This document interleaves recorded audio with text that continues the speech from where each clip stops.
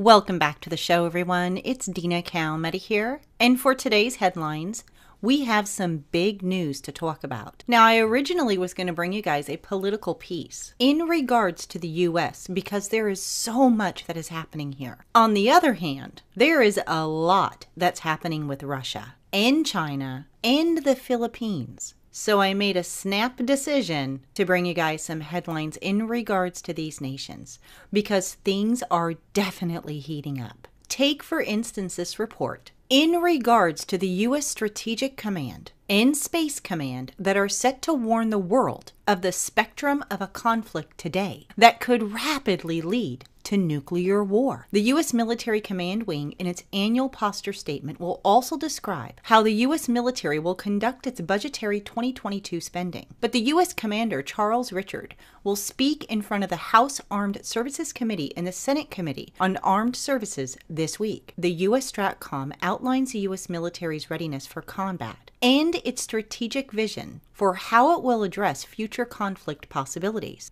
It will also outline the unpredictable conflicts that could escalate rapidly into nuclear war. U.S. STRATCOM outlines that this outcome could be decided upon when certain nations consider nuclear force as their least bad option. The Strategic Command will deliver its statement on Tuesday and Wednesday this week and will be led by Commander Richard alongside the U.S. Space Command's Commander James Dickinson. And he has described the difficulty of the Strategic Command's role as being one of preparing for a war that has never been fought before. It goes on further to report that last month, the command warned that the U.S. must now be primed for a full-scale nuclear war with China or Russia. Mr. Richard had stated that the chances of an apocalyptic conflict with the rival superpowers is now a very real possibility. His stark World War III warning, which came amid mounting global tensions, was made in a major new review of the current balance of nuclear firepower. He also wrote that there is a real possibility that the regional crisis with Russia or China could escalate quickly to a conflict involving nuclear weapons if they perceived a conventional loss would threaten the regime or state. He claimed that both countries have now begun to aggressively challenge international norms in ways that have not been seen since the height of the Cold War. In the meantime, over in Russia, the Russian defense minister has again emphasized in new comments addressing a board meeting of the Russian Defense Ministry on Tuesday that the amassing of additional troops in the south, specifically Crimea and near the border with Ukraine, is being undertaken in a response to NATO's own destabilizing maneuvers in the region. What he called a week ago readiness drills remains necessary for strategic deterrence. This is in direct contradiction to Ukrainian and U.S. officials that claim that the Kremlin may be preparing some kind of offensive. For example, on Monday, the Pentagon press secretary said that the mustering of Russian troops, which is bigger even than in 2014, has resulted in a violation of Ukrainian sovereignty and territorial integrity. He said that this is based on the Biden administration position that Crimea belongs to Ukraine. But Russia's defense minister said in the Tuesday meeting that NATO's attempts to destabilize the situation in the Middle East is forcing Russia to take symmetric measures of strategic deterrence. And it doesn't end there. A new video shows a Russian warship launching multiple cruise missiles in the Black Sea. It comes as new satellite images shows Russia's expanding military lineup near Ukraine, with Su-30 fighters lined up on a runway in Crimea, which were not there last month. Now, other chilling satellite images showed thousands of Russian soldiers in armored vehicles poised to invade from a base in Crimea. It goes on further to report that pictures from the ground revealed by CIT also show rows of tents and a large number of military vehicles in the Russia's southwestern region, which borders Ukraine. And in the meantime, Russia has introduced temporary restrictions on flights over parts of Crimea and the Black Sea from April 20th until April 24th. The area has been declared temporarily dangerous for aircraft flights. Now, some military sources are claiming that Russia is planning a major warship assault to seize Ukraine's water supply. And some Ukrainian military insiders believe that the most likely attack will be a maritime and land assault in the south from Crimea. Now, in addition to all of this, the Russian president has said that the vast majority of the country's Soviet-era atomic stockpile will soon be replaced by modern weapons. warning that Moscow is intent on defending itself against foreign aggression. Speaking as part of his annual address to the Federal Assembly in Moscow on Wednesday, President Putin said that his government wants to have positive relationships with everyone on the international stage, including those with whom relations have broken down recently. He said that we really don't want to burn bridges, but at the same time, he cautioned that those who mistake this stance for weakness need to know that Russia's response to any aggression will be swift and harsh. Those planning provocations, he said, will regret their deeds in a way they have not regretted anything else for a long time. As part of the country's plans to defend itself, he said, its stockpile of strategic weapons is currently being overhauled, updating older Soviet-era equipment in favor of next-generation technology, such as hypersonic and laser. Among the overhaul, he revealed that the advanced RS-28 Sarmat missile will be delivered to troops in the field from 2022. A heavy intercontinental ballistic missile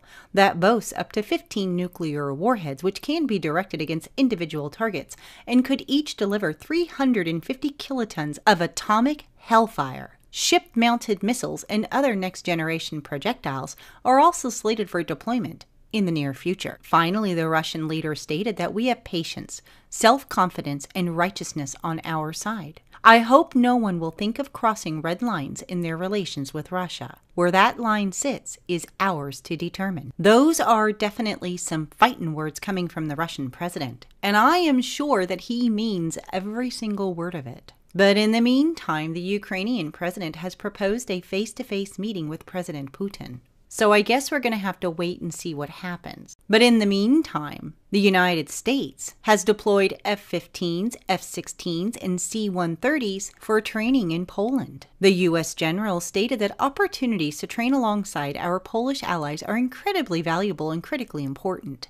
It allows us to hone our combat skills, build lasting relationships, and learn to operate seamlessly as a combined force. The reoccurring aviation detachment rotations make both nations stronger by developing highly capable airmen, ready to deliver combat air power anytime and anywhere. Now, apparently, the Pentagon spokesman John F. Kirby said that the exercise in Poland is fairly routine and not a specific reaction to what's going on in Crimea. So very interesting. However, I am sure Russia is not looking at it as a routine training, so to speak. But as always, I will continue to follow these reports and bring you updates. But I would like to move on and talk about what's happening with China, Taiwan, and the U.S. Apparently, Joe Biden is about to stoke the wrath of Beijing by approving his administration's first weapon sale to Taiwan. Washington will supply Taiwan with self-propelled artillery in a deal expected to be fulfilled within 3 years. China, on the other hand, has responded to the news in anger, as the Global Times said that the weapons deal would add fuel to the flames of an already strained relations between Beijing and Taiwan. The American Institute in Taiwan told the administration in March that the Pentagon's Defense Security Cooperation Agency would tell U.S. Congress of the deal very soon. However, Taiwan's defense minister said that he had not yet received formal notification of the deal's approval from the U.S. Finally, it reports that in 2020, Taiwan was the largest recipient of U.S.-made weapons and equipment.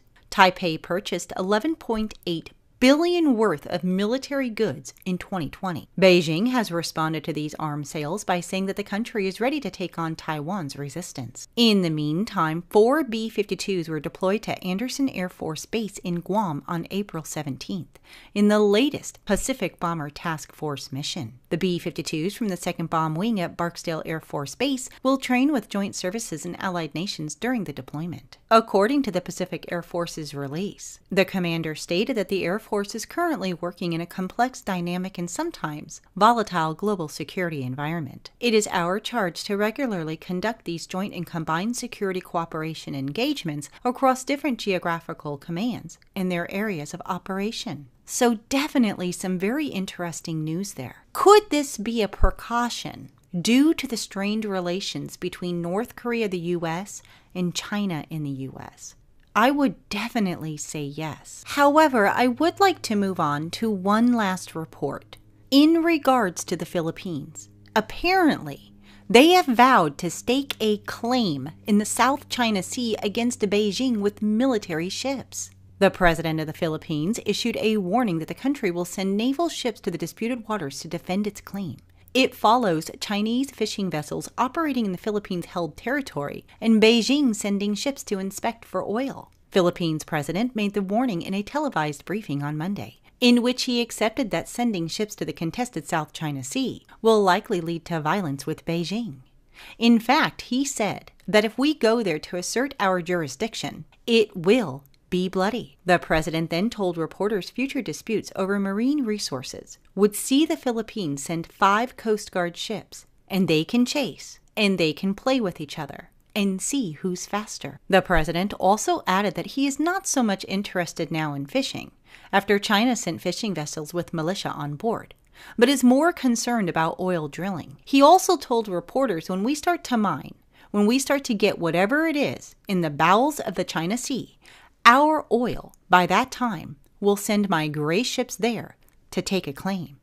If they start drilling oil there, I will tell China, is this part of our agreement? If that is not part of our agreement, I will also drill oil there.